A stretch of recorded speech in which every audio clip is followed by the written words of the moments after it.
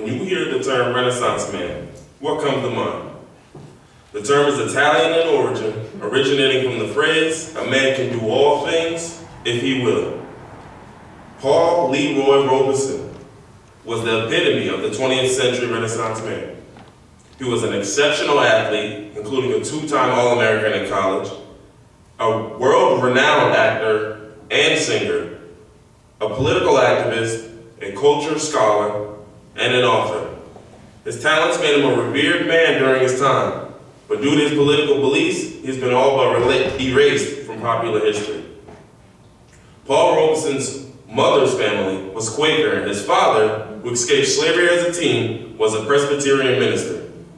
He spoke 12 languages, from Chinese to Swahili, and frequently spoke about man's inhumanity to other men.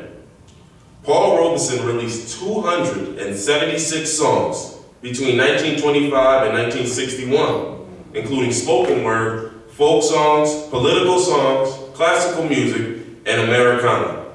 He was a bass and a baritone concert artist, performing in locations you may have heard of, such as Vienna, Prague, Berlin, Paris, Amsterdam, London, New York, Moscow, and more. Paul Robeson made 11 films and starred in some such as The Emperor Jones, All God's Chilling God Wings, Showboat, Jericho, and much more. Paul Robeson played on an academic scholarship at Rutgers in 1915. He was named twice an All-American and was the class valedictorian, having been only the third ever black student at Rutgers at the time, and the only one at the time. He was on the debate team and sang in the Glee Club, but that certainly wasn't enough. Paul Robeson received his LLB from Columbia Law School while playing in the NFL, but he encountered so much racism that he turned to theater instead. Paul Robeson noted that white secretaries wouldn't even take dictation from him. But Paul Robeson's activism began as his concert career took off and he went overseas. His activism began with involvement with unemployed workers and students against imperialism in Britain, and he sat on the Council on African Affairs. Paul Robeson was a believer that the famous had a responsibility, a duty, to fight for justice and peace. He frequently spoke out against fascism, and he often said, "The artist must elect to fight for freedom or fight for slavery. I have made my choice."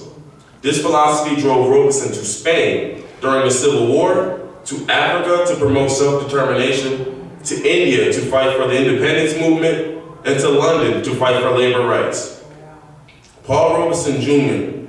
was soon placed under FBI surveillance not too long afterwards, and was added to the list of, quote, subversive organizations, which subsequently led to a passport denial and his income being heavily restricted. Paul Robeson also published a periodical called Freedom, where he was very critical of U.S. policy. All in all, Paul Robeson left an incredible impact on the world, and his story is often forgotten due to some of his political beliefs. But we will always recognize a Jersey boy through and through. Thank you for your time, and thank you, Paul Robeson.